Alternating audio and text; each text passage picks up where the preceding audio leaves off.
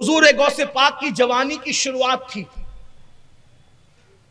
Baghdad کے مدرسہ نظامیہ میں زیر تعلیم تھے۔ آپ فرماتے ہیں، دیکھیے یہاں سے آپ کو دعا اور بد دعا کا معاملہ غوث پاک مدرسے میں تھے، مدرسے میں جب آپ پڑھ رہے تھے تو آپ خود فرماتے ہیں ایک بزرگ آئے ہوئے تھے بغداد میں، ان کا بڑا چرچا تھا، لوگ ان کو قطب صاحب کہتے تھے، قطب صاحب کہتے تھے۔ میرے دل میں خیال ہے کہ چل کر کے ان سے دعائیں لینی چاہیے، دیکھو دعائیں کروانی نہیں چاہیے، کیا کرنا چاہیے؟ دعائیں لینا چاہیے، دعائیں لینا چاہیے ان سے چل کے۔ میں نے اپنے دو دوستوں کو کہا کہ چلو چل کر، وہ بزرگ آئے قطب صاحب، وہ ہوا میں اڑتے تھے، ہوا میں مصلی بچھا کر نماز پڑھتے تھے، بڑا چرچا تھا ان کا، کہ چلو چل کر کے ان سے دعائیں لیتے۔ تو دو دوست تو ساتھ ہو گئے۔ ایک دوست نے کہا راستے میں چلتے چلتے کہ میں ان سے ایسا سوال کروں گا کہ وہ میرے سوال کا جواب نہیں دے پائیں گے۔ دوسرے نے کہا میں بھی کچھ پوچھ لوں گا۔ غوث پاک رضی اللہ تعالیٰ جن کو ہم شیخ عبد القادر جیلانی جن کا نام ہے اور ہم غوث پاک کہتے ہیں، ہمارے بڑے پیر صاحب، ولیوں کے سردار، ولیوں کے سلطان، کائنات ولایت میں ایسا ولی نہیں گزرا، کائنات ولایت میں ایسا ولی نہ پشت زمین نے دیکھا نہ چشم فلک نے دیکھا جو مقام اللہ نے غوث پاک شیخ عبد القادر جیلانی کو عطا فرمایا۔ جب دونوں دوستوں نے، ایک نے کہہ دیا کہ ایسے پوچھوں گا کہ وہ جواب نہیں دے پائیں گے، دوسرے نے کہا ہم بھی کچھ پوچھ لیں گے۔ غوث پاک کہتے ہیں اپنی حیثیت کیا ہے؟ دیکھو ترقی پانے والوں کی فکر، ان کی سوچ، اپنی حیثیت کیا ہے کہ ہم ان سے کچھ پوچھیں، ان کا امتحان لیں؟ ہم تو دعا لیں گے۔ امتحان لینے والوں تم امتحان لینا، ہم تو دعا لیں گے۔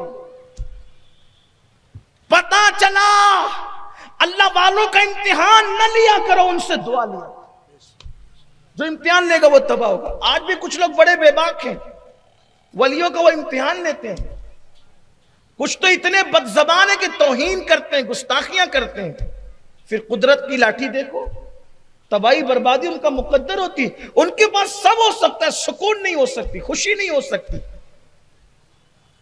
پہنچے جب ان کے پاس وہ واقعی قطب تھے، تینوں پہنچے، تینوں جب تینوں پہنچے تو اس قطب صاحب نے کہا، اس سے مخاطب ہو کر جس نے کہا تھا ایسے پوچھوں گا کہ جواب نہیں دے پائیں گے، بڑا گھمنڈ تھا اس کو علم پر، اس کے علم پر اس کو بڑا گھمنڈ تھا، وہ اللہ والے کے پاس ایسا سوال کرنے جا رہا کہ وہ جواب نہ دے سکے۔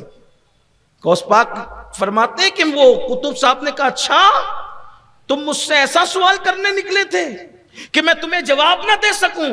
سن، تیرا سوال بھی جانتا ہوں اور اس کا جواب بھی جانتا ہوں۔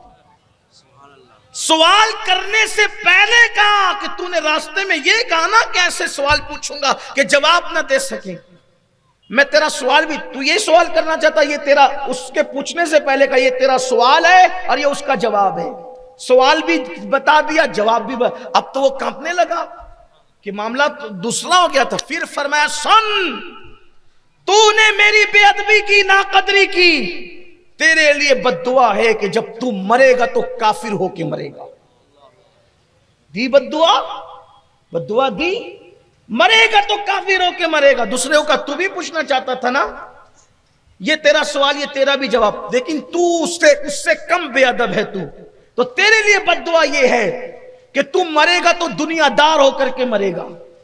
اور غوث پاک کے لیے کہا، میرے مرشد کے لیے کہ عبد القادر شہزادے تو نے میرا ادب کیا، تیرے لیے دعا ہے کہ اللہ تجھ پر ایک دن ایسا لائے گا کہ اسی بغداد میں جامع مسجد کے منبر پہ بیٹھ کر تم کہو گے قدمی حاضی علی رکبت کل ولی اللہ، کہ میرا یہ قدم ہر ولی کی گردن پر ہے، سارے ولی تیرے لیے اپنی گردن کو جھکا دیں گے۔ دعا دی۔ اب کیا ہوا سنیے، تینوں عالم بنے، تینوں عالم بنے، دعا پانے والا بھی عالم بنا، بد دعا لینے والا بھی عالم بنا۔ بد دعا جس کو لگی، بد دعا تو سب کو لگتی ہے اگر وہ حق ہے تو، کسی صاحب دل کا دل نہیں توڑنا۔ میں آپ کو یہ وصیت کرتا ہوں، وصیت کے قابل نہیں، وصیت کرتا ہوں، وصیت سمجھو، نصیحت سمجھو، اس کو زندگی کی آخری سانس تک کے گانٹھ باندھ لو۔ پلو باندھ لو، اپنے دل کے نیا کھانے میں جگہ دو، کروڑوں کا نقصان برداشت کرنا مگر کسی کی بد دعا نہیں لینا، بڑے سے بڑا نقصان اٹھا لینا، کسی کی بد دعا نہیں لینا۔ زندگی میں دعا لینا سیکھو، بد دعا کبھی مت لینا، اس لیے کہ بد دعائیں ولایت کے مقام سے بھی نیچے گرا دیتی ہے۔ اگر کسی کو بد دعا لگ جائے تو اس کی ولایت بھی چھین لی جاتی ہے، اور اگر کسی کو دعا لگ جائے تو وہ میخانے سے نکل کے، شراب کھانے سے نکل کر جو ہے وہ مقام ولایت پر فائز ہو جاتا ہے۔ شرابیوں کو دعا نے ولی بنا دیا، ولیوں کو بد دعاؤں نے جو ہے وہ نیچے گرا دیا، ایمان بھی خطرے میں پڑ گیا۔ اس لیے زندگی میں کبھی کسی کی بد دعا، نہ بیوی کی بد دعا، نہ پڑوسی کی بد دعا، نہ مسلمان کی بد دعا، نہ کافر کی بد دعا، بد دعا سے ڈرتے رہو۔ ہاں لیکن بد دعا کب اثر نہیں کرتی پتہ ہے؟ جب بد دعا دینے والا غلط ہو، پھر اس کی بد دعا کا کوئی اثر نہیں ہوتا۔ آپ حق پر ہیں، پھر بد دعا اثر نہیں کرے گی، لیکن آپ کی غلطی ہے، بد دعا آپ کو تباہ کر دے گی۔ کبھی بد دعا نہیں لینا، کسی کی بد دعا نہیں لینا۔ اللہ اکبر۔ عرض کر رہا تھا تینوں عالم بن گئے، اب سنیے حال۔ جب تینوں عالم بنے تو تینوں کا بڑا مقام ہوا۔ جس کو بد دعا دی تھی کہ تو کافر ہو کے مرے گا، وہ اتنا بڑا عالم بنا، اتنا بڑا مناظر بنا، مناظر اعظم، مناظر بنا وقت کا بڑا۔ اور جب مناظر بنا تو وہ عیسائیوں سے، اس دور میں عیسائیوں سے مناظرے ہوتے تھے، سارے بڑے بڑے پادریوں کو اس نے زیر کر دیا مناظرے میں۔ حکومت کو ناز تھا، بغداد کی حکومت کو، کہ مدرسہ نظامیہ سے فارغ ہونے والا فلاں اتنا بڑا مناظر ہے، تو اس کو روم تک بھیجا گیا۔ روم کی سرزمین پر اس کو مسلمانوں کی طرف سے مناظر بنا کے بھیجا گیا تاکہ اسلام کی حقانیت کو بیان کرے۔ اللہ کی پناہ چاہتے ہیں اللہ والوں کا دل دکھانے سے، اللہ کی پناہ چاہتے بد دعاؤں سے، اللہ کی پناہ چاہتے زوال نعمت سے، اللہ کی پناہ چاہتے زوال ایمان سے۔ مناظر بن کر مناظرے کر رہا تھا اسلام کی حقانیت پر، حتیٰ کہ روم کی سرزمین تک گیا۔ جب روم کی سرزمین تک گیا، ایک عیسائی پادری سے مناظرہ کرنے کے لیے حکومت نے بھیجا، وقت کے بادشاہ نے بھیجا۔ وہاں پادری سے مناظرہ کرنے کیا گیا، اس کی لڑکی پہ دل آ گیا، اس کی لڑکی پہ دل آ گیا، اور اس پادری سے کہنے لگا کہ ہم اس سے نکاح کرنا چاہتے ہیں۔ تو پادری نے کہا اب اس کو تو موقع مل گیا۔ پادری نے کہا اگر اس سے نکاح کرنا ہے تو تمہیں عیسائی بننا پڑے گا۔ وہ عیسائی بن گیا، عیسائی بن گیا، یعنی مرتد ہو گیا، کافر ہو گیا، اور اسی حالت میں وہ مرا۔ تو وہ بزرگ کی بد دعا نے اثر کیا کہ نہیں کیا؟